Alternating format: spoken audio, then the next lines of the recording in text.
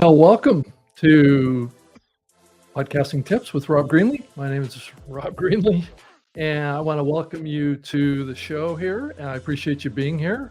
And what we're going to do tonight is go down a path that is definitely a well-beaten path for me and my experience, my many years of experience in the podcasting space about the concept of creating a show and launching it and all of the many steps that go into the process. I do think that there are some ways to shortcut this process and to get to the launching line a little quicker. But I think that there are some things that you might give up along that path, and I think that there is a urge to launch, quickly and to come up with your concept quickly.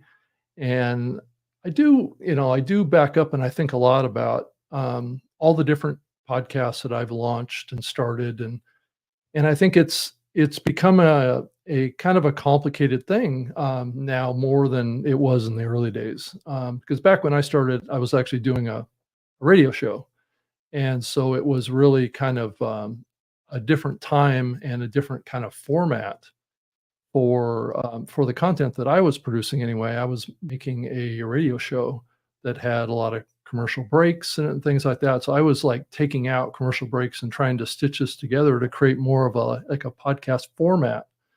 And I think that's one of the challenges that a lot of new podcasters have today is all these different places where you can consume audio and video content now, and how each one of them may have some differences in the expectations of the users of those platforms. And I'm speaking really more about this concept of a convergence strategy. And I think I've been heading down this path myself, and I'm doing that with this program, is kind of a convergence strategy from the standpoint that I'm coming in and I'm doing this show live, I'm making a video, but yet I'm also putting this out as an audio and video podcast in an RSS feed.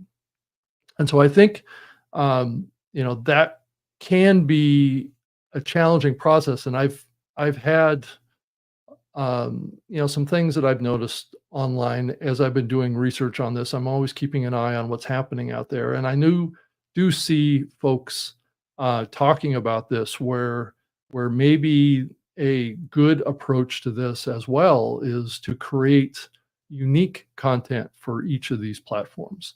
So like if you want to create a short, don't necessarily grab it from your long form podcasts, but pull your iPhone out or your Android device and actually just record a vertical video with, like a 1 minute kind of take on it.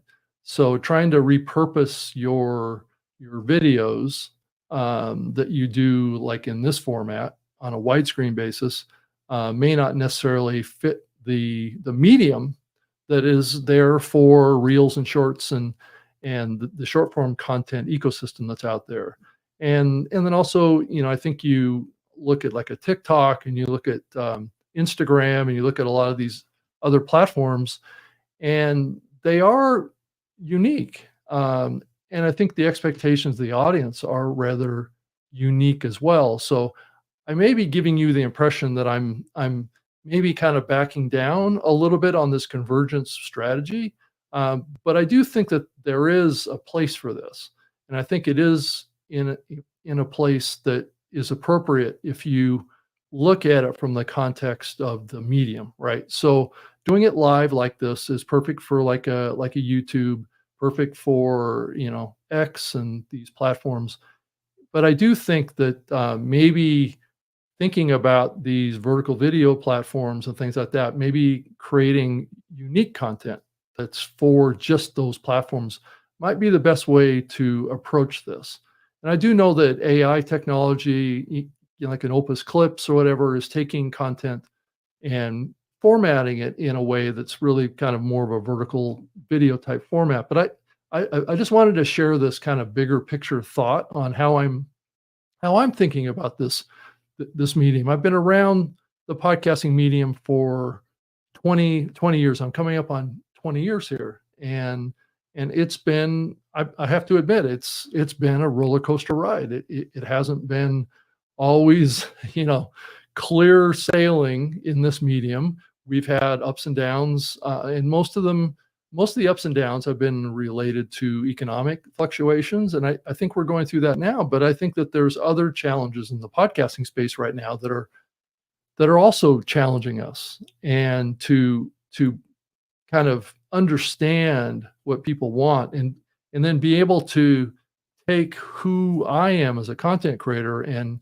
kind of fashion that in a way that will be something that someone else would want to consume. And I think that is one of the challenges. You know, it's the challenge that I face doing this program and trying to navigate this world, because really, podcast tips for me, as well as I hope it is for you, is really kind of a trial balloon of sorts, of playing around with all these things and seeing how they all fit together, and playing with the AI tools, because I use the Descript tool to do a lot of the editing on this program.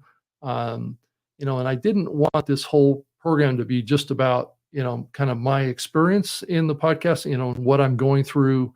But I feel like now I'm not doing this show that's part of any kind of brand. I'm doing this as it's just a person, that's that's that's been doing podcasting a long time and has had a lot of experience at it in a lot of different situations, working for Microsoft or working for Podcast One, around celebrity podcasts, worked for Libsyn and Podbean and Spreaker. And a lot of these platforms, I've really had really a good cross section of experience in this medium. And I'm, to be completely honest with you, I'm challenged by the medium right now as well, of being able to navigate this. And I think one of the areas that I struggle with a little bit, and this is before I really get into the steps of going through this, of actually creating a new podcast or a new video show or whatever you want to call it. You know, that's also a big area right now that's open for a lot of debate and topic right now, is around, does podcasting really want to be associated with video, and is there a place there? I've got a very strong position. If you watch the new media show I do with Todd Cochran every Wednesday, it's always a hot topic, because, you know, the podcast medium really wants to be really primarily an audio medium. And so this gets back to that same issue I was trying to raise before, is that if the podcast medium is primarily an audio medium, then I probably need to think about the podcasting medium in its own place, right? And video belongs in other platforms that maybe aren't considered to be podcasts. Now, granted, the audience may perceive them as podcasts, but that's up to them, right, to actually make that choice. And I can kind of symbolize this a little bit for you. I created some new artwork for this show. You probably saw this. If you look up in the corner up here, I've got a new logo. The prior logo was created by the StreamYard team in support of my efforts in creating the show on their platform. And so I wanted to create something new, and I definitely approached the creation of this from the perspective of a podcast, right? Not so much a YouTube video. And here I'll bring up on the stage really what I'm talking about here. And you saw this during the countdown. But this is really a really a thumbnail that I used for this show, and it has a lot of characteristics of what I consider to be a podcast, right? Now, granted, if you were to look at this purely from being a YouTuber, this may come across as being too busy, too many words, too many complex logos, too many things like that, where a lot of YouTube videos are very simplistic. They have a couple of words on them. They have a, you know, significant amount of visuals that are included in there. But this is the tension really between being a podcast. Now, this artwork reflects my desire for this to be a podcast, because podcasts do involve more in-depth kind of marketing and presentation, and I guess that's where this comes from for me, and that's what I'm struggling with too, is do I need to create a more simplistic piece of art for this program? Yeah, like maybe the right thing to do is to do like what like a Joe Rogan does, is create a show, you know, the Rob Greenlee show, and just keep it simple, keep it really easy. And the tagline for that is, all things podcasting, all things new media, and just leave it at that. And every time I do a show, the artwork that I put up as a thumbnail basically has a big picture of me, and it just has that tagline to it. And so when a person comes there, I can probably put up a couple of words about whatever that topic is. So it would be like, for this episode, it'd be like, create a podcast, right? And and that would be the whole kind of tease. And maybe bigger picture, that's what I should have done. But the actual logo, I mean, I've noticed that a lot of YouTube videos don't have logos. So but with podcasting, you do have to create kind of like um, kind of like a logo, and that's kind of where um, this type of a logo comes from. And I'll pull this up on the screen, and this isn't going to be anything that's going to be a surprise to anyone. Um, they they are square. They are not that thumbnail. They're used to engage with people in the podcast apps. Um, so as you look at this, it's very similar, but it does take you back to that same concept of being very simplistic. It's like a billboard of sorts. There is less going on in this artwork than there was in the thumbnail, and I think maybe that's where I could converge on this maybe a little bit better. I don't know what you think, but if you look at this artwork, this is series art, right? So it's basically just branding the show. I'm doing an audio and video podcast feed, so there's two separate feeds for this program. And so this is the audio version of the podcast, right? So when you go into Apple Podcasts, you have the choice between an audio version and a video version. But this is very simplistic. Now, if I were to get into the episode level art, then that could be more like what I had in the thumbnail, right? Where it really communicates what the theme of the show is and what the topic is. So when a person sees the episode, sure, they've got the title of the episode in text on the screen, but they also can see a piece of artwork on the left that basically affirms that same topic that's in that program, or the guest, or some kind of value, higher value kind of piece of information that's in addition to the title.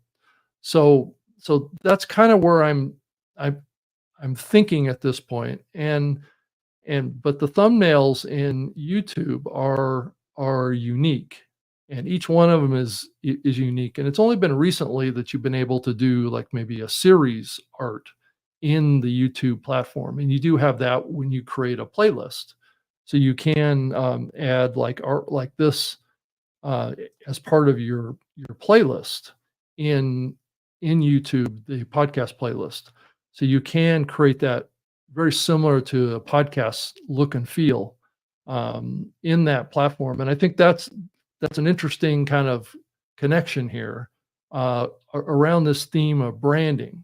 So let me kind of move on from this topic. I think I've set the stage towards the conflict that we need to think about when we think about creating, online content. And I think at the bigger picture, that's kind of what I'm increasingly trying to think about here, is that I'm trying to create media for the online world. And that may not take the form entirely of creating one piece of content for everybody and for every platform. And I think we saw this a little bit happen with the social media platforms. And I think we went through a spell where people would create one post or one piece of artwork and post it to all the social platforms. But over subsequent years, there were people that have this strong opinion that each of these platforms, whether it be Facebook or Twitter or X, or LinkedIn kind of had special needs or a special kind of perspective of the user, right? That you should be catering to. And I think that kind of is is kind of similar here. And I do also wonder about as we look at even the podcast consumption apps, that maybe there's differences between the audience that uses Spotify and the audience that uses Apple Podcasts. And that may explain why we see differences in the success of programs in each one of these platforms, is that they have a different user base. So not to not to put this off too much further, but I did want to start running through a list of steps to go through to actually start a podcast. Now, I started on this presentation in last week's show. This is a presentation that I gave to a bunch of realtors down in Phoenix, probably about a month ago. That about this whole concept of audio and video podcasting, and shared with them all the details of this. But when I ran through most of this deck last week, we didn't get to one part of the deck, um, which is the concepting and the production of a podcast. So as you go through these steps, these are kind of the high level kind of things that I think about when I come up with the concept of a podcast. And and it gets back to what my goals are, what I'm trying to do, what my passions are, and that's where it comes from for me. It comes from my passions, my expertise. I'm not starting a podcast to talk about some topic that I don't have any experience in. Now, granted, I've had a lot of life experiences in a lot of different things. Like I've owned many electric cars, so I did start a kind of an EV series on YouTube. But I've also traveled a lot. I'm a connoisseur of food and nutrition and trying to live a healthy lifestyle. So, these are all passions that I have in my life. I'm a passionate kind of, you know, like an efficiency around the energy areas, and to dovetail off of the EV stuff. I own an electric car. I've owned an electric car for many, many years. And so I have a certain amount of understanding and expertise there, but I don't feel confident that in all these other areas that I feel like I'm an expert enough to do a podcast about it. Though I probably could, and I have done interviews on a variety of different shows over the years. But this gets back to the number one aspect of concepting a podcast: is what are your reasons for doing it, and what's the purpose of it, and what's your goals, and does it align with your synergy in your life? Where does it fit in your life? Does it, if you're starting this out as a hobby, it needs to be something that you're pretty passionate about if you want to devote the time it takes to do one of these things, unless you don't have a lot of time. And that's when we get back to my comment earlier about people trying to fast track this and try and start doing a podcast really quickly. And I do think that there are pathways to do that. I think a lot of people kind of start out down this path, and I didn't have it on my list, is taking your expertise or your personal brand and start doing interviews on podcasts, trying to put your name out there as a certain subject matter expert, and doing podcasts and learning how to be a guest on a podcast, and sharing your knowledge and building up your chops about how you can handle a microphone, or how you can manage the video part of this. Do you have a good enough kind of video experience to really give a good experience to another person's podcast? And I know that's something I've thought a lot about over the last probably 3 or 4 years, is what is my capability in my own home office to be able to be a good guest on another show. And the reason I mention this is this may be ways that you can start down the path of becoming a podcaster without actually starting a podcast, until you're ready, right? And that gets back to your skills, your abilities, and what's your rationale for doing it. Because what you can also learn by being a guest is what you like to talk about and what you don't like to talk about. But being a guest on a podcast is also comes with a lot of responsibility. So, you need to be able to bring value to someone else's passions, right? And they're trying to grow an audience. They're trying to grow and be successful at this as well. I know my early days of doing a radio show, I really stood on the backs of my co-hosts to really, shore up the show and make it entertaining and fun and those kind of things as I was doing it in a radio station. But but but that's also, you can't always do this stuff alone too. That's another aspect of this too, of your purpose. What's your alignment with your job that you have? So let's say you have a full-time job. How are you going to align this with your full-time job and not somehow get yourself fired from the full-time job? Because I've heard people where that's happened to them, where they started a podcast and they started getting into topics that conflicted with their employer, and the employer didn't like them having a public reach like that and talking about topics that maybe weren't necessarily aligned with the brand or the perception or the understanding or the whatever their reason was, and they let the fellow go or the woman go that was actually doing a terrific job with their podcast. Maybe they were being too successful. So I think that is something that's possible too. And this gets back to the number one reason is, what's your reason for doing it? And really kind of get clear on that. And what's the purpose of it? Where do you see it? Where would you like it to go? Um, and I think that can be hard. That's not an easy thing to come up with, and I don't think you have to make it really complex. I just think you need to maybe write some notes down, just like goal setting that you do in anything, and just kind of take an entry into it, and just kind of walk your way through that, and really logically think about it. And then the next one, number two on my list here is recording locations. So as you kind of think about what you're trying to do, where are you going to do it? Now, granted, you may not have the expertise to be able to adequately evaluate that question, but where is it available for you to do, right? And walk into that room and talk in that room and say, well, what's the acoustics in this room?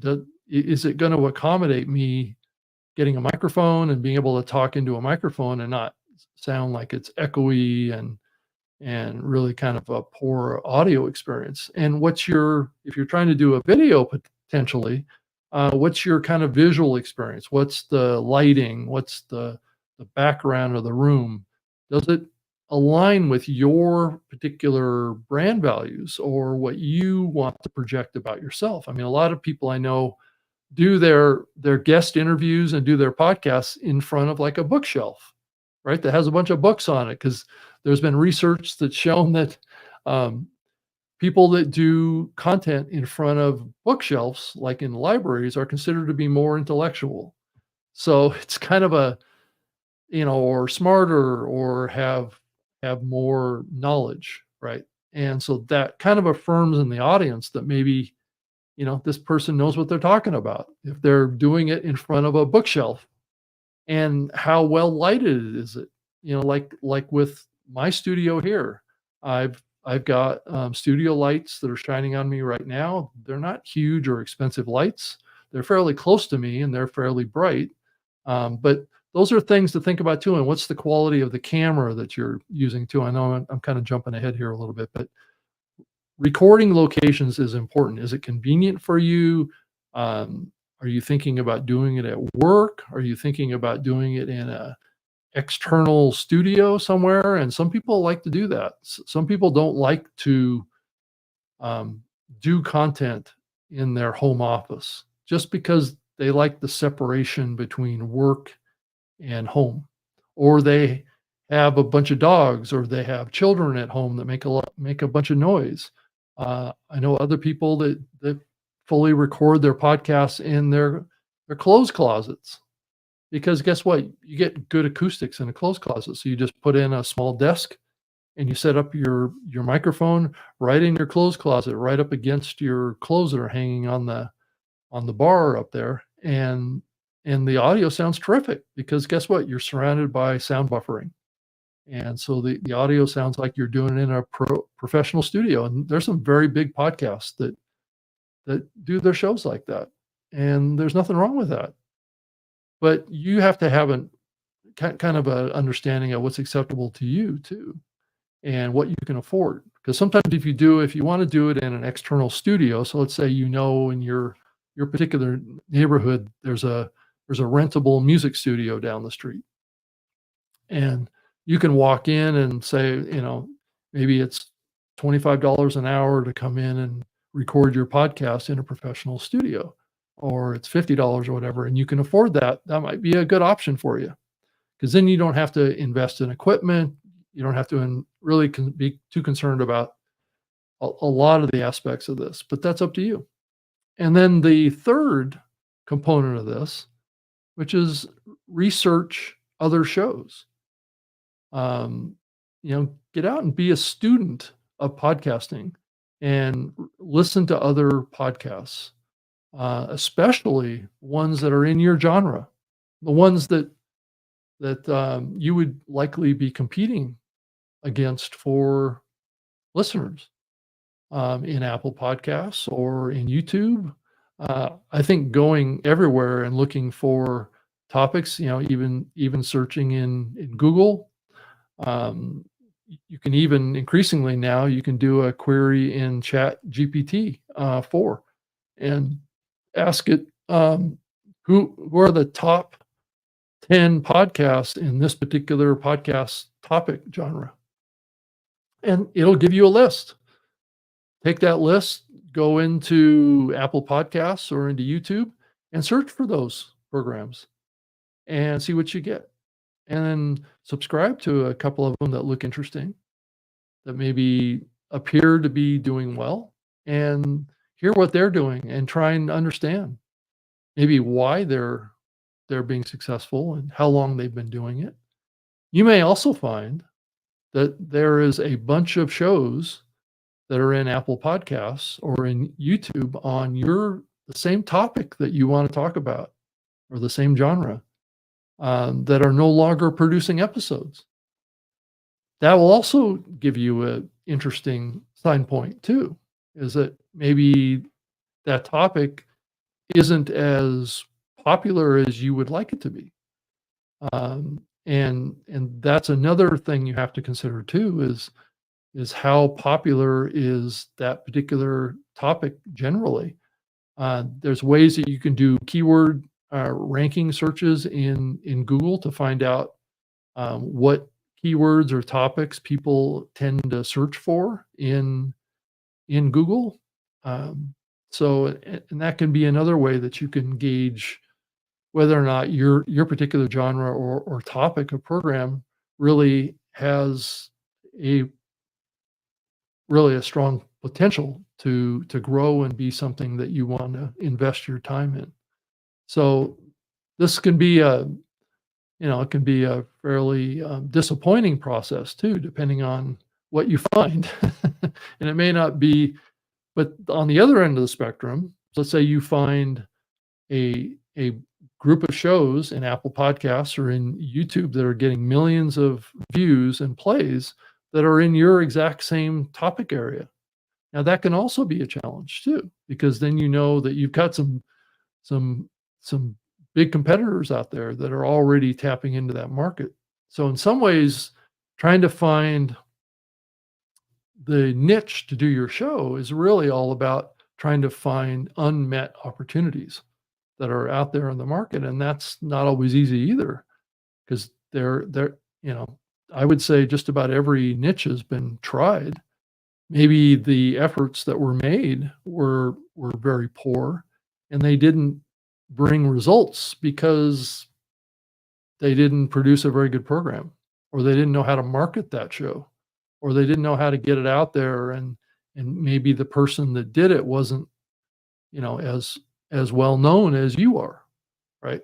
So there are factors that go into selecting what topic that you want to do with your show. Like with me, and just to use an example, I've been doing really all my podcasting has been meta around the topic of podcasting.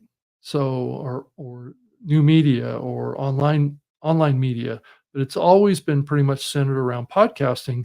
And historically, and even today, doing a podcast or a live show like I'm doing right now, the topic of podcasting is a fairly narrow niche, and it doesn't typically attract a big audience. And there are shows like one from Lipson that I've been on many times.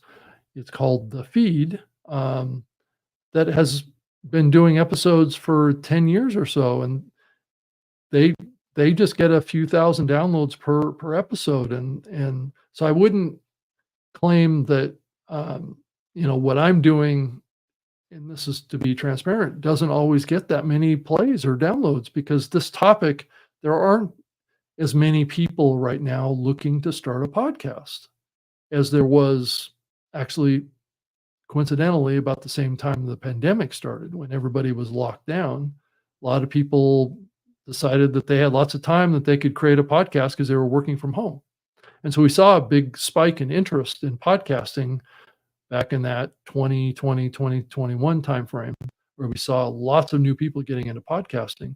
So, so that's just to share an example of how topics can become, heightened in their popularity and maybe wane over time. They can also wane because of oversaturation. They can also wane because people's attention is moving on to other things. One example that I can share is that I have a lot of EV videos on my YouTube channel. If you were to go and look at my YouTube channel at Rob Greenlee on YouTube, you will see that I have a bunch of old videos about some of the early EVs, like the Tesla Model S and the Nissan Leaf, which I had back in 2012. And those over the last 2 years have done phenomenally well, hundreds of thousands of plays, but those are like 14-year-old, 15-year-old videos, and they were doing rather well. But more recently, I think with a little bit of a downturn in the perception around EVs, people are not as interested, and I've seen my views drop on those older videos. I was creating some new ones too, and those have done fairly well, but never, not as much as the old ones did, just like 2 years ago. So, topics come and go too. So that's the other thing too that you have to kind of weigh a little bit. And to go, kind of dovetail off of that into number 4 is the content of your podcast. So, based on your research, based on your location, based on your reasons and your goal and why you're doing this podcast and how you see it benefiting your personal brand, that flows all into your choices around, well, what's the content that you're trying to focus on producing? What do you think the scope of that is? And how big of a scope is that? Right? Is that a topic or scope that will allow you to produce, just to throw a number out, 600 episodes over the next 10 years? Or is that a content topic that maybe you can do in maybe 10 episodes or maybe 100 episodes, and you'll kind of burn out on that topic? And I do believe that's one of the reasons why we see in the podcast space, we have over 4 million podcasts, of which only maybe 3 or 400,000 are actually active shows. Is that we see people that start down the path of creating a show, and they either run out of things to talk about, or they run out of inspiration, or they just aren't seeing the traction, and they kind of pod fade, or they give up on the show, or they they have a life crisis, something come up. Maybe they have a baby, or they get a new dog, or they get other things that are important to them in their lives. And guess what? The podcast kind of loses your time. And so you have to pod fade, or stop producing new episodes. And that typically happens, just so you're aware, it typically happens rather slowly. What usually happens is people will start producing, and they'll produce like maybe 6 or 7, maybe up to 8 episodes, and by the time you get to like 8 or 9 or 10, there's longer gaps between the publishing of each episode, and then over a period of time, it's like you've kind of lost your momentum, but and then it eventually stops. So the content is very important to keeping you in the passion and in the desire to keep it going. And it has to align. This gets back to the goals and the purpose. It has to align with your personal goals, maybe your personal brand, maybe your career, maybe where you want to go with your career. Maybe you want to start a business that's different than your work, and maybe starting a podcast about that particular area that you want to start a business might be a stepping stone to getting that business off the ground. So it gets back to your purpose. What's your goals? And that content needs to align with all that, ideally. Now, granted, if you're talking about like a major media company here, the content is rather contrived based on the topic, and the format of the show. And that's the next one here too. Number 5 is the format of the show. What is the format? Is it a solo show like what I'm doing with this one? Is it a interview show, or is it a show that has a co-host? Maybe you have multiple co-hosts. And what is the format of that show? I mean, how is it put together? Does it have a certain kind of segmentation flow to the content that is fairly consistent, or are you going to change the flow of the show in each episode? Are you going to create long form, short form? Those are all key things. And is it video? Is it audio? Is it audio only? Is it video only? And maybe audio, so, or are you just going to be a content creator that just does short form content for TikTok, or Reels, or the short form platforms? Are you just going to be a content creator for that? Which means that you're heading down the path towards 1-minute videos, and that type of thing, which is a kind of a different approach. But those are the choices that you have in front of you today, and that's what makes these choices so complicated. And then through this process of figuring out what you're going to do, you got to come up with a show name. What's the brand? What's the name of the show? This show wasn't originally named by me. It was named by the StreamYard team. They came up with the name of the show. I told them I was going to create a show, and they came up with the brand and the logo and all that stuff for me. I appreciate that 100%. And it served me well for 30 episodes, and now I'm here, and I just wanted to refresh it and give it a try, because the show that I'm doing here now is quite different than the show that I did when I was aligned and partnered with StreamYard. So as you can see, the format of this, I didn't do solo shows. Typically when I was in partnered with the StreamYard folks, and there isn't really any reason for that is related to StreamYard. It was just the choice that I made at the time, that I wanted to do an interview show. And so now I'm kind of thinking again about doing more solo. And this particular episode tonight, I don't have an outline for this. This is off the top of my head. I do have this deck in front of me that kind of guides my conversation here, but I've been talking about these topics for many years, so it's really easy for me to talk about these things. It's something I've been doing at conferences and events and one-on-one with podcasters for many, many years. And I wrestle with it myself. So, I'm speaking from the heart, and I'm speaking from my own struggles with these things because they're not easy things to get through. And I do believe that some of these things, especially in the early part here, the 1 through 7 that I have, are probably the most difficult parts.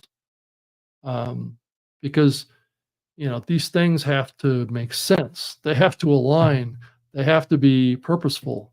And it's not always easy to do that because we're all human and we all think that we're doing the right thing, but the market will tell us if we are or not based on the success of what we're doing. So we always have to be willing to adjust and adjust our sales and try new things, just like I've done with this show, going from StreamYard to my own channel, make some adjustments, see if that causes a different outcome.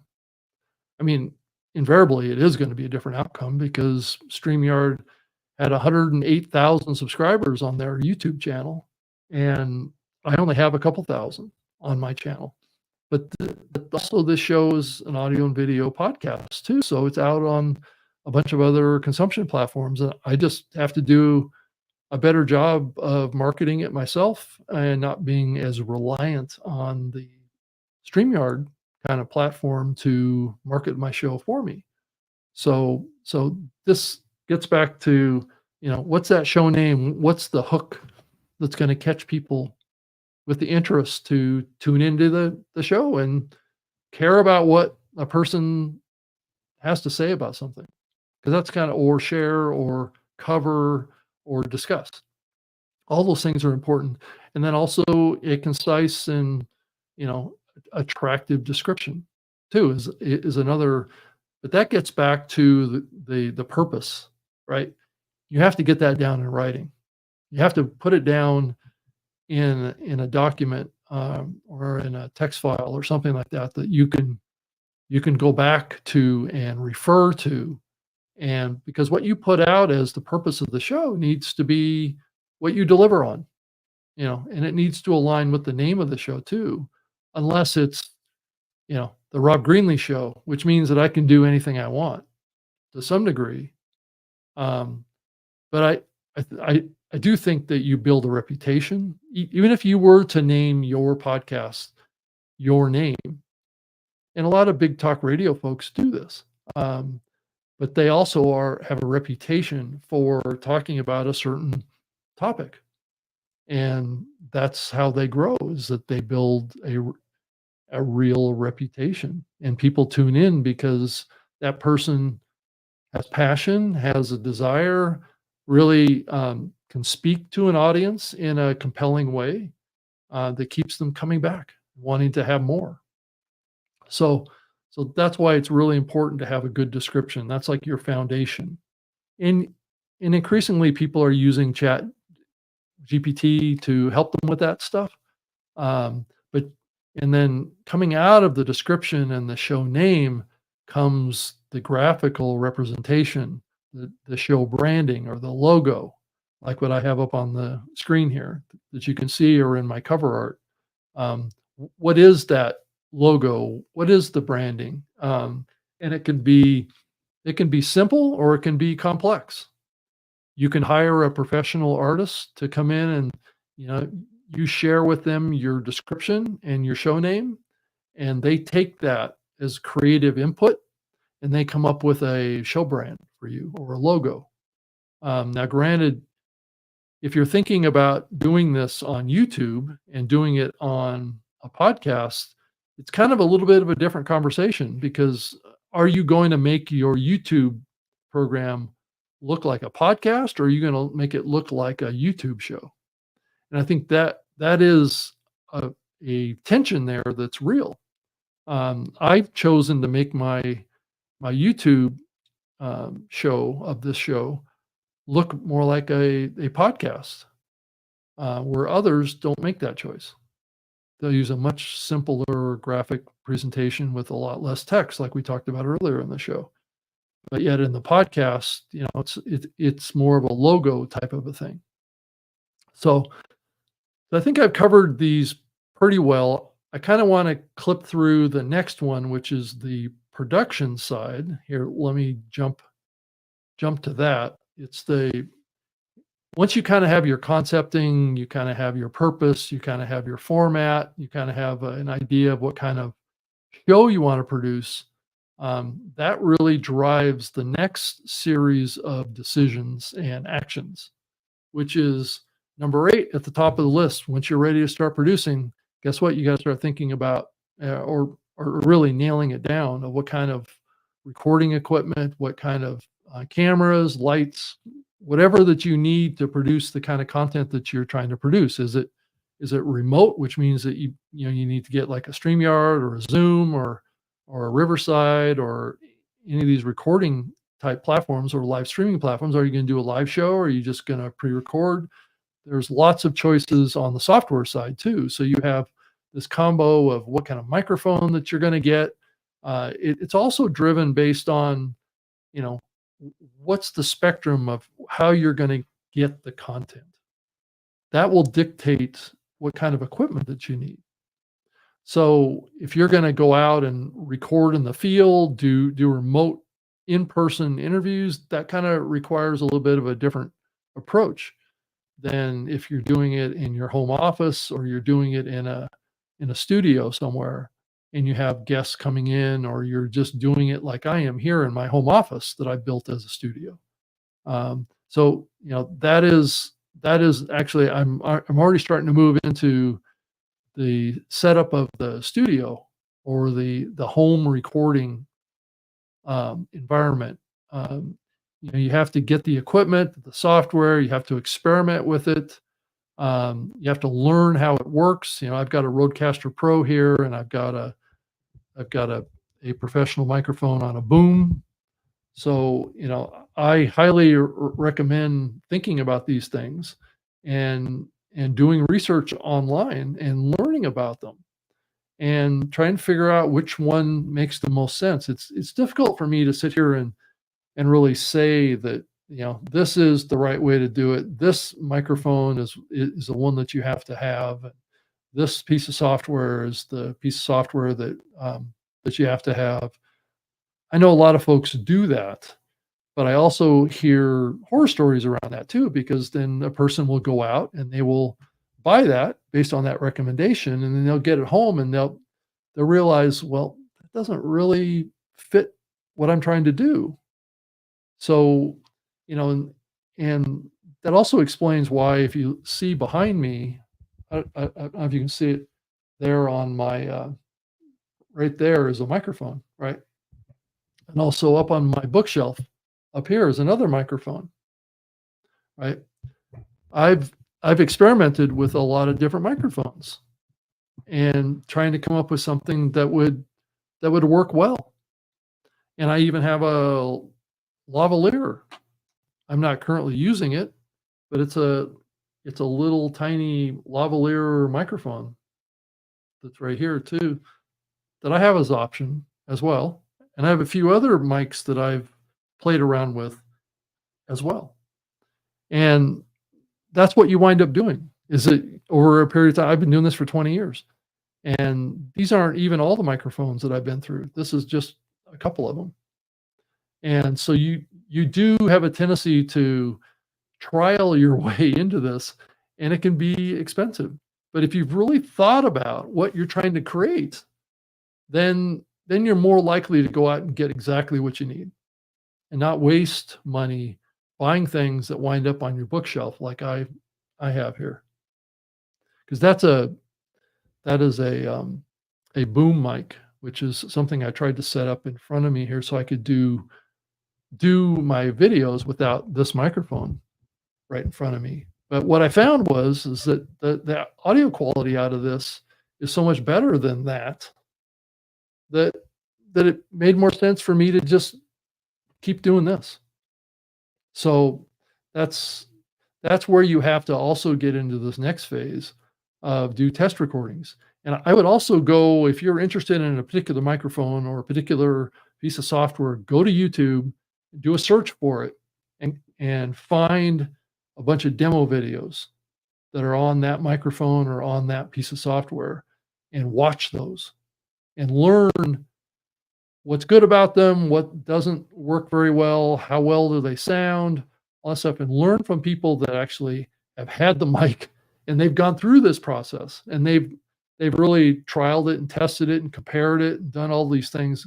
And there's plenty of videos on pretty much every microphone that you can think of, to to learn about this. And then once you do select what you want to get, then get it in, and then just tons of test recordings. Figure out what the right distance is for you. Do you have a sound, you know, buffering capability like this has, like a foam thing that keeps that popping sound from being involved in your audio? And do you speak directly into the microphone like this, or do you like to have it off to the side of your mouth? Which oftentimes I will as well, because typically with a dynamic microphone, so you kind of have two choices. So there's condenser microphones and there's dynamic microphones. The dynamic microphones are typically better for closer proximity recording. So as you can see, as I pull this closer to my mouth, I do think the audio gets a little bit crisper, and the volume levels. I just don't like it in my face necessarily when I'm doing video. So that's why I pull it back a little bit, get it a little bit further away from me, and then I just turn the gain up on it a little bit, and just accept the fact that there's going to be it's going to be a little bit less on the quality side, and that's going to be okay. I can accept that. So this is all about experimenting and trying new things and doing your best to try and make the right choices and get the right kind of recording equipment or software for your computer and get those settings right, the volume level, the recording volume, the gain level. That's also really important too. And so, like I say, do a bunch of test recordings and listen to them after you've completed them, because this is probably, that phase right there is probably the most important part, of getting, whether it be an audio or video program together, is doing a bunch of recordings and going back and listening to them and making sure that they have good volume levels too. That's a very important piece to podcasters, is to have terrific volume levels in your audio. So when somebody's listening to this while they're mowing the lawn or they're on a train or on an airplane, they can actually hear you, even if they have the volume turned up all the way, or if they have it turned up 3/4, they can still hear you in their headphones. And I think that's a bar that I try and meet all the time. I use this piece of software called the Levelator, which primarily only works now on Windows, but it goes back to the early days of podcasting. It basically normalizes your audio across the whole audio file, and it basically makes a consistent recording playback level for your audience that's high enough to meet that bar. Now, granted, lots of software now has that ability to do that. And then the other thing is, do those test recordings and then start working on your ability to assemble that show together with like music or exits or intros or whatever, and stitching those things together, and do a bunch of trial edits to kind of come up with something. I tend to take a music bed and I will I'll do some fading in and out of the music. So when I create the episode, I can just add these in, and it will have the places where I want the music level to be higher, and other places in the wave file for the music that are lower. So it'll be more like when I'm talking over the top of the music, kind of like what happens with this program. If I were to, you know, hit play here, there is the ability in like a StreamYard program where it will actually lower the actual volume of the program, but it is possible to do that layering of music and things like that in your production while you're actually recording it. So it's not something you would have to go in and add later, but that does take some planning ahead, right? And trying to get an understanding of what you want the output to be on this, and really, creating those music beds that you need to do that. But also, if you're going to use music, you got to make sure you have the proper licensing, global licenses, uh, royalty-free music, and then getting a copy of that license from the actual license holder. So if you get challenged by, let's say, Spotify or Apple or whatever platform you happen to be on about you using copyrighted music, you can say, "Nope, I've got a license right here. Here it is." So it's important to do that so you don't get in trouble. Now, granted, more and more YouTube is monitoring copyrighted content in their shows that are on that platform, and they're also doing it in Spotify, and I believe other platforms are going to increasingly be um, moderating the content, looking for either copyright violations as well as maybe the kind of topics you're talking about. Those are things that have been realities in YouTube for many years, and I do think that over time they're going to become a factor in the other podcast consumption platforms as well. But it's really important that you learn how to edit and how you can make that audio sound the way you want it to sound, and then be able to encode it, make an MP3 file, or in the case of a video, make an MP4 file. And how do you make that the size that you need? Is it 96K playback mono? Is it stereo? Those are decisions that you have to make too. The typical format is an MP3 that's got what's called 44.1. It's a frequency of recording and playback, and it's usually either stereo or mono file, and it's usually compressed. The MP3 files are typically compressed to 96K. Some people believe in 128K, which is more like a CD quality type of audio, but I don't think you're going to hear much of a difference between a 96K mono recording and a 128K stereo recording. I just don't think in most situations you're going to hear much of a difference, because you're not really, if you're speaking into one microphone into a kind of a single channel in your kind of your mixer or your recording platform, you're really creating kind of a mono file anyway. So by generating a stereo file, you're basically making the file size bigger than it needs to be. And the audio quality could actually be better in a mono file at 96K than a stereo file at 96K. So these are kind of technical details that and there's also joint stereo, which is another way to cut down the amount of kind of file size that has to be hosted and delivered to your listener.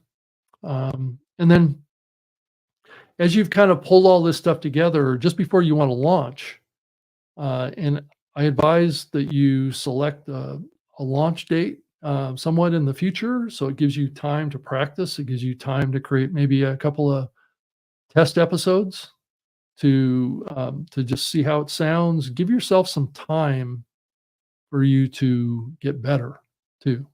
Don't just immediately produce 5 episodes of your show thinking that you're going to bank them and you're going to use them. I would say maybe at the most 1 or 2, because you may find that after you've done 1 or 2 that you want to change it. You want to do something a little bit different. Maybe the format didn't work. You shared it with some friends, and I would advise that too. Get it in front of other people before you put it out to the public and get some feedback about it. And sometimes that can be hard though, because sometimes your friends and family will tell you what they think they want you to hear, not what you need to hear, and that is a challenge. But before you launch, in most of the platforms, you really need to create a promo or trailer. It usually has to be at least a minute long. So just do like the same thing that you would do with your description, right, to the show. It's a couple paragraphs, and it needs to really sell the show and what the show's all about. And if you've actually recorded Some episodes before you create the trailer, just as test episodes, you might be able to use some of the audio from those test recordings to kind of like demonstrate in the promo about what the show is going to sound like, right? So you could like cut and paste in there, like a little clip reel of sorts about different topics or different things that you talk about in the program. But really that promo or that trailer that's published with your prior to your first full episode really needs to promote the show. It needs to let the listener know what they're going to get in the podcast. And that's really important. It's almost like putting up a billboard about, your show is about this and about that, and this is the value of it, and come back and listen. I'm launching this show on such and such date, and stick to that, right? Say I'm gonna create this trailer. In this trailer, it's gonna say I'm gonna launch a month in the future, right? I'm gonna have time to pull it together, get what I think I want with the show, and produce at least one episode, a launch episode at least. And then on that date that you set 1 month in the future, hit that target. So if it's July 15th, get that episode published on July 15th in a podcast hosting platform. And that's kind of like the last, well, I shouldn't say it's the last step, it's the next step in getting this off the ground. And those are, it depends on what you want to do. There are plenty of podcast hosts out there. Most of them just host audio. So keep that in mind. If you want to do a video podcast, there are a couple of actually there's 3 of them, and I have them up on the screen here. I do think I shared this last week too, but there are top podcast hosting services that support audio and video to Apple Podcasts and other listening platforms. There's like maybe 24 total consumption platforms that will take video in various forms and make that available to listeners. The first one at the top of the list is Podbean. It supports audio and video podcasts, and it is possible to upload a MP4 video files directly to your RSS feed, and then make those available to Apple Podcasts. And then Libsyn is another one. All 3 of these are at a.com. So Libsyn is libsyn.com. And supports audio and video podcasting with features like unlimited bandwidth and advanced analytics. So you can get that. And then the last one on the list here that supports audio and video podcasting is Blueberry. It's at blueberry.com. And this show is actually hosted with Blueberry. So the CEO of Blueberry is the co-host of my new media show, which is up behind me up on the wall up there. You can see the logo of that. I do that live every Wednesday at currently at 8 p.m. Eastern, 5 p.m. Pacific, with the CEO of Blueberry. And we've been doing that show. It was discovered that we've been doing it for 14 years yesterday on the show. So Blueberry offers what's called the PowerPress plugin. It's basically a plugin for WordPress. So if you happen to be having a website that has your current kind of branded site, or it's for a business or something like that, you can just get this plugin, and it will plug in the ability to create an audio and video podcast right in your WordPress instance. So when you publish your audio or video podcast, it actually will create a post in your website, and so you just cut and paste the graphics and the description or the show notes right into the PowerPress plugin, and it will make a post in WordPress, and then offer all the links and all that kind of stuff to have playback right in your own website, but yet at the same time publish it directly to your RSS feed that's then made available to the whole podcast ecosystem. So that's why I selected the Blueberry service for the video podcasts, is that it has that integration with the website stuff. Probably on a cost basis, Podbean is probably the least expensive podcast host to host video podcasts. So the other two, Libsyn and Blueberry, can be close to $100 or $100 to have a video podcast. So that's per month. Where Podbean, I think it's like in the $79 or something like that. So it's a little less money.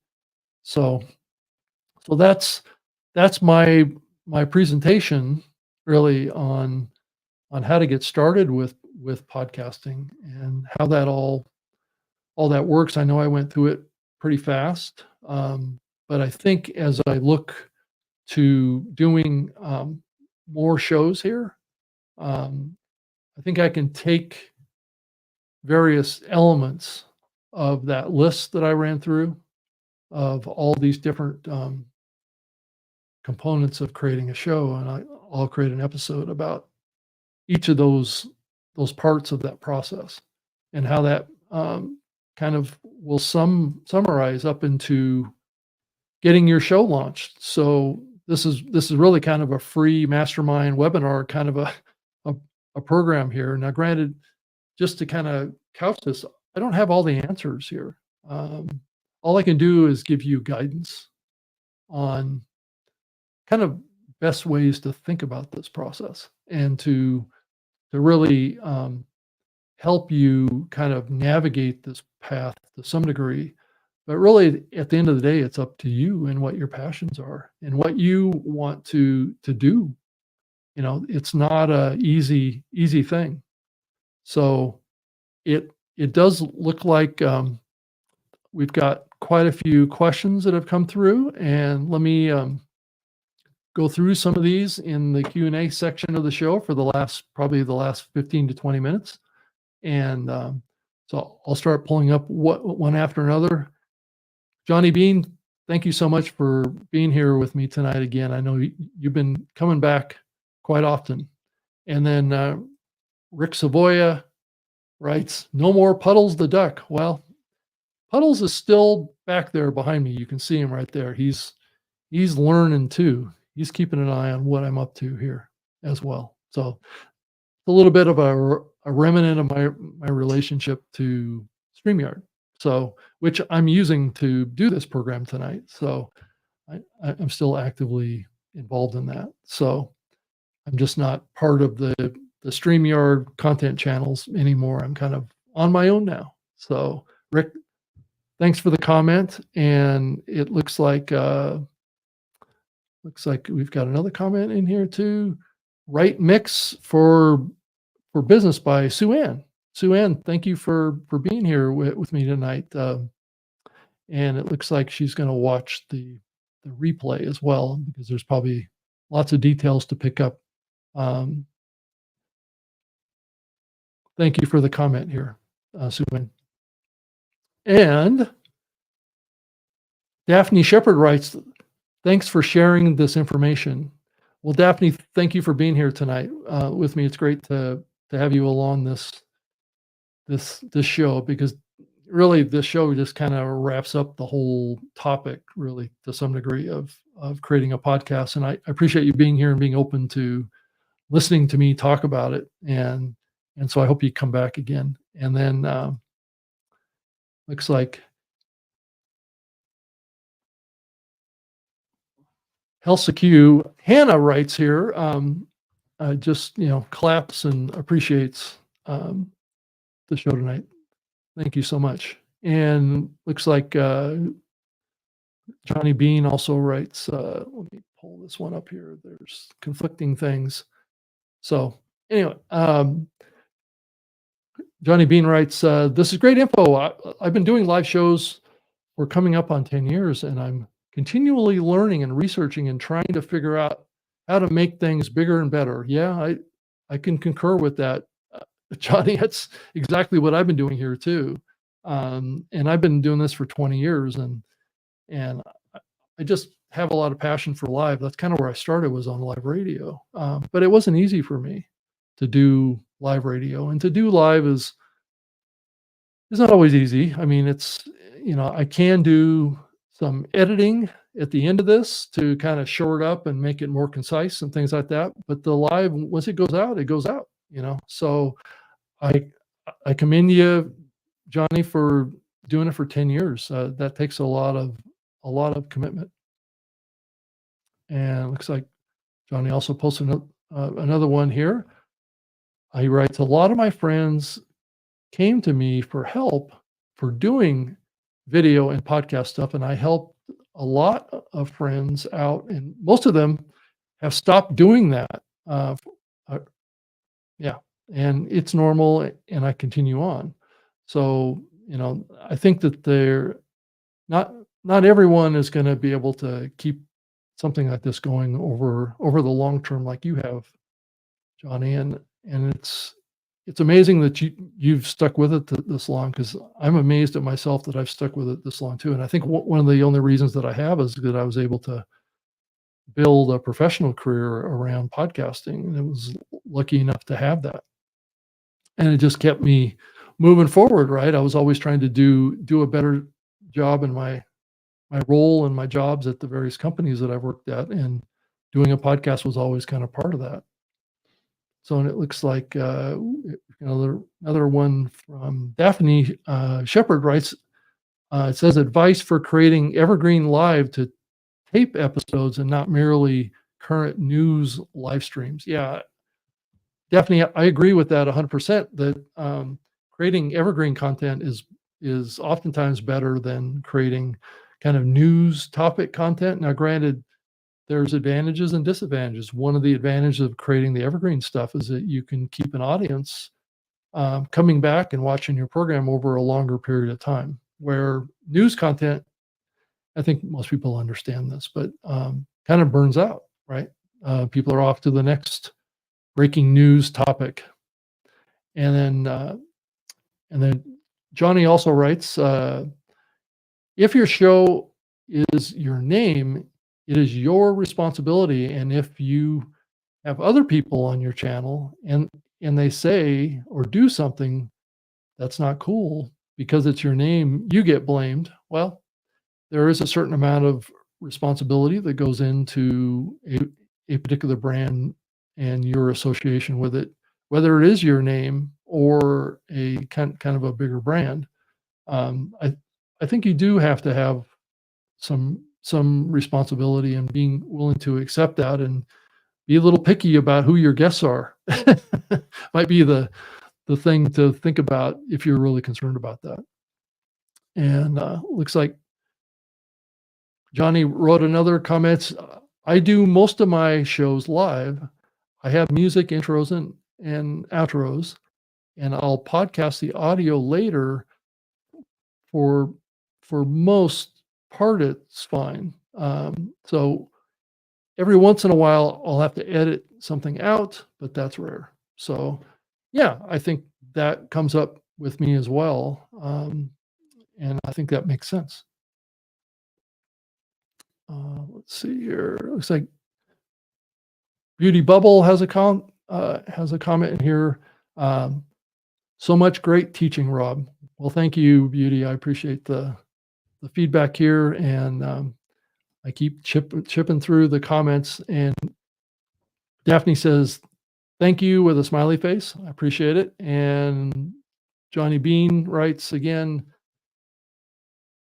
"Thank you as well." And he writes here, Johnny Bean also writes, "I have evergreen content that gets over 1,000 views every month for like 15 years." So, if you really think about that, I mean, I think on the scale of consumption of this, I mean, some people might look at that and say that's not very much, but really back up and think about it. How many times do you, in a typical life, get to present anything to 1,000 people?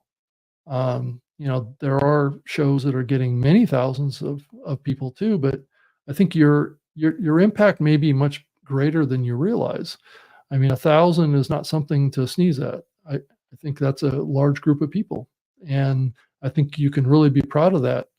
That you've achieved even that level of consumption of your content. And don't get too worried about it if you're not hitting 100,000 or something like that. There's lots of examples of people that stuck with it, and kept growing and slowly chipped away at it, right? And got larger and larger over time. So I think, it's the persistency that really matters a lot when it comes to creating any kind of online show, not just a podcast, but consistency is really important. And also, but life gets in the way sometimes. I think we all have to make choices around where we put our time, and that's also something that we have to weigh in our lives. Is this giving me what I need in my life? Johnny Bean also writes, I always look forward to the next episode. Don't worry about that last one. You know what? I never really get too worried about my last episode because I I can never change it and I can only learn from it. And that's probably what you've been going through too, Johnny, I would imagine, is learning from your prior episodes. And sometimes we do fall into the trap of making the same mistakes twice. Because it might be kind of like a tendency that we have in our own personality and our own skills that it causes us to make a mistake. And but yeah, you never give up is the comment that he makes next. And I think that is something that takes fortitude and determination. Really, I don't think that there's any shame in in failing or giving up. I've pod faded in many shows that I've done. And I just move on and start thinking about something new, right? And take what you learn from the past and apply it to what you do in the future. And maybe, it's all that's what life is all learning and getting better at what we all do. So, well, thank you so much, everybody, for being here with me tonight. And this kind of program is really something I enjoy doing because I'm feeling like I'm connecting with you at a much deeper level here. I know that when I bring on a guest, and this gets back to my earlier conversation about format, and um, I do feel like having two people up here distracts us, two people, from you who are taking their time to watch this and to give me feedback and spark ideas for a conversation with you out there. And I kind of want to be that content creator. I'm increasingly thinking that I've been trying the solo aspect of this content production. I'm probably going to be restarting my Trust Factor program as well and start diving into other topics other than just podcasting and see if I can, if you want to go check out my most recent episode, and it's gotten a couple thousand views on YouTube. It's called Trust Factor on my YouTube channel, and it's probably about time. It was about hour 18 minutes that I've been going solo here, but if you wanted to go check out the Trust Factor show or all the archives of this show, they're all up there. Some of them are over at the StreamYard channel, about 30 of them. So I've only done two off of the StreamYard channel. But they're all available off of my channel. So if you want to go back and check out some of the older episodes that I've done, and then also I I need to mention too, Blueberry, which is the host of this podcast, on the podcasting side. I appreciate their support of the program and making that possible to me. So if you want to start a podcast, you have a WordPress website. Blueberry is a terrific idea and a terrific solution to create a podcast, audio and video, or just audio. Depends on what you want to do. So really, at the end of the day, it gets back to that. And if you want to get a hold of me, um, that's my email address down there, rob.greenlee@gmail.com. And I'm also on X, at x.com, and that's at Rob Greenlee. And I'm also on LinkedIn. I'm also on, was it the other platform? I think that's pretty much all of them is LinkedIn, YouTube, um, Twitter, X are the main ones these days. Oh, and I also wanted to mention, I don't know that do I still have that available? Let's see if I can pull up something. I did come across a website that maybe it doesn't appear that I have it. I'll share it with you just as a, let's see here, let me pull it up here. It's to shrink your cover art image. A lot of these platforms now, like a Canva or whatever, where you can go in and actually create a podcast artwork, right? And then export it. They do have a little checkbox that you can checkbox to compress it, to make it smaller. But Apple requires that your podcast artwork either be 1400 by 1400 or 3000 by 3000 pixels, be less than 512K in file size. That's not dimensions. I just gave you the dimensions. I'm talking about actual compression file size. The best website that I've seen to take that artwork like out of like a Canva, or you've created your square album art, and run it through a tool called tinypng.com. And they do a terrific job at crunching it down to, I shared with it 2 files for this show because I'm updating the cover art for this program. And it took a 1 megabyte file, which is twice the size that Apple requires, and crunched it down to 250 megabyte or 250 kilobytes, which is half of the file size maximum that Apple requires. So this isn't any kind of an endorsement from the standpoint I'm getting paid to talk about tinypng.com. I just found it to be a terrific resource for anybody that wants to start a new podcast and create album art or cover art for their podcast that conforms to the Apple standard. So anyway, I just wanted to share that quickly. And I do have my own personal website at robgreenlee.com. And if you want to be entertained to go back and listen to my very first episode that I ever did on the radio back in 1999, it's actually available off of that website. So you can go back and hear the disaster that my first episode of my radio show was. So, and subsequent through the years, I don't have all the old episodes up there, but I have many of them. And you can kind of clip through like 2000, 2001, 2002, 2003, and hear the progression of that program if you're interested. I mean, that's pretty old content, but it's fun to go back and listen to that stuff too. But, I was a little closer to it than maybe you are. So, but anyway, I thought I would mention that too. So I should say good night. I appreciate it and hope to have you back with me next Thursday at 7 p.m. Eastern, 4 p.m. Pacific. Thank you so much for being here with me tonight. I appreciate it so much. Good night.